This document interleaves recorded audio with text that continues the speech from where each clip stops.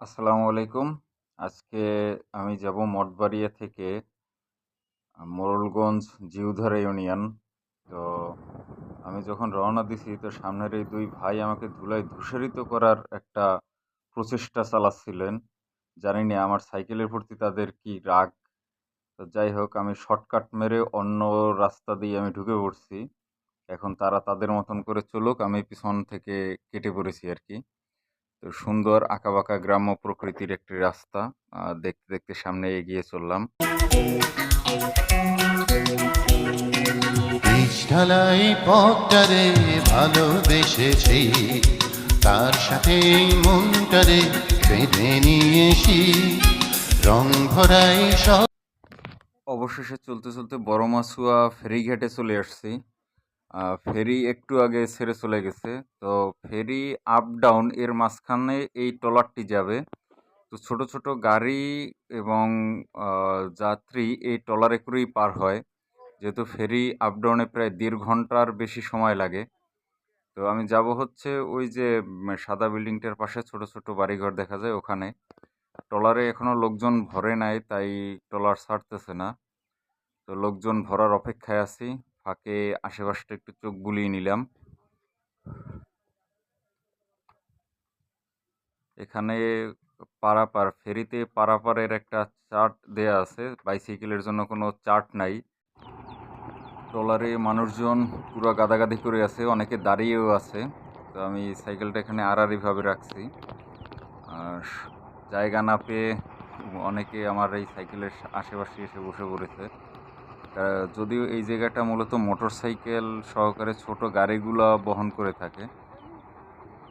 তো আপনাদের জ্ঞাতার্থে জানাচ্ছি যে এখান থেকে খুব কাছেই হলো সাগর, মাত্র ৩৪ কিলোমিটার।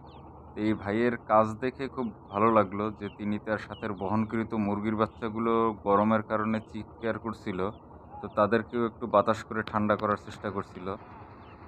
আর এই সামনে দেখেন, এ তো প্রমত্ত বলেশ্বর নদী পার হচ্ছি।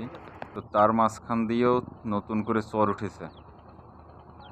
আগে এই ফেরি চলাচল করার পূর্বে এই যে মাঝখান থেকে যে খালটা দেখা যাচ্ছে, এই খালের ভিতর থেকে গিয়ে এরপরে আমাদেরকে দাঁড়াতে হইতো। আর এই যে মাদ্রাসাটা, এটা প্রায় নদীর চর ঘেঁষাই ছিল। তো এখন তো সামনে অনেক জায়গা হয়েছে, নদীও অনেকটা ভরাট হয়ে গেছে। আর ফেরি মাত্র ছাড়লো। তো এখান থেকে ওপারে যেতে যেতে প্রায় ১ ঘন্টা সময় লাগিয়ে দেবে, যেটা আমি ট্রলারে পার হচ্ছি মাত্র ১০ মিনিটে।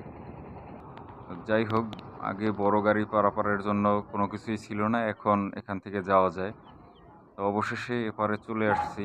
এখন আমি উঠবো উপরে। এখন যে রাস্তাটা দেখতেছেন, এই রাস্তাটা হলো রাইন্দা থেকে ধানসাগর যাওয়ার রাস্তা। খুব সুন্দর একটা রাস্তা। রোদ বাড়তেছে। গরুগুলো, তাই গরু ছাগল সব মাঠ থেকে রৌদ্রের তাত এড়াতে সবাই এই রাস্তার দুধারে লাগানো গাছের ছায়ায় এসে আশ্রয় নিচ্ছে।